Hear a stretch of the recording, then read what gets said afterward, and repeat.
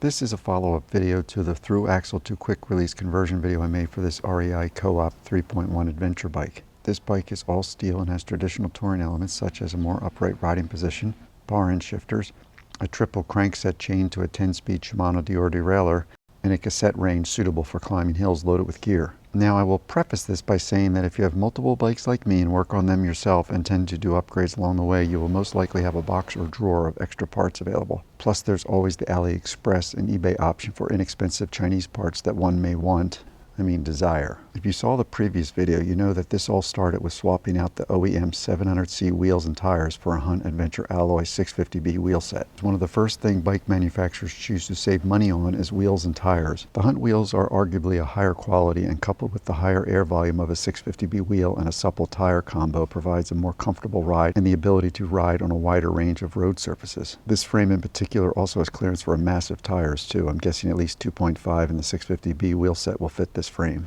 I changed out the original Co-op handlebars that I found to be too flared for my taste. They put my hands and wrist in a position I wasn't accustomed to and actually become painful, I think, over a long period of riding. I exchanged it for a Salsa cow chipper as I have it on my Jamis Renegade and was familiar with it. The Salsa bars are also wider, and I know I can fit my Salsa dry bag and cradle on this bar. So one thing I've run into with these TRP brakes is where my palm sits on it in relationship to the handlebar.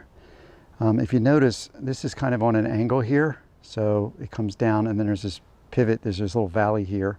And normally on a bike, you'll see, if you go look at your handlebar, if you go look at your drop-down handlebar bike, you'll notice that this is generally a straight transition from here to the handbrake. So what I find is while I'm riding, if I have my hand here, and most of my weight comes down on this part of my palm, and that can get kind of sore. Now this isn't a deal breaker. I can change my hand position around as I ride and come up here, obviously go into the drops. I can come here. In the past, when I wrap my drop bar handlebar bikes, I generally always add gel here. So maybe with the gel, that'll help. But let me show you the Jamis and you'll see what I'm talking about, how it's a straight line. And also this is never a straight line. This is always curved. So there's never any straight line here to put my whole hand on, because this part is actually shorter too. Okay, so here's my Jamis bike with the Apex Hydro set, and you can see already how much longer this is, and it's straight and it's flat.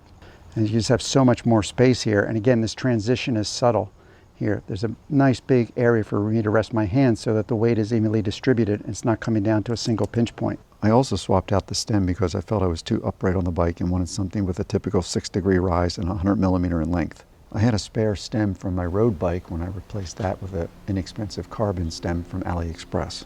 Again, in an effort to be less upright, I swapped out the straight seat post for a spare one I had with a setback. The seat on the bike I don't think was stock, and I had an inexpensive Amazon or eBay seat I bought for a hybrid bike a few years ago. I did a multi-day tour with this seat before, and I don't remember causing any issues, and I actually find it quite comfortable. While the XDC pedals that were on the bike were quite adequate, I wanted an SPD and flat pedal combo, and again I had a spare set of Shimano PD 500 pedals available. And last and not certainly least, I installed a toolless C-clamp.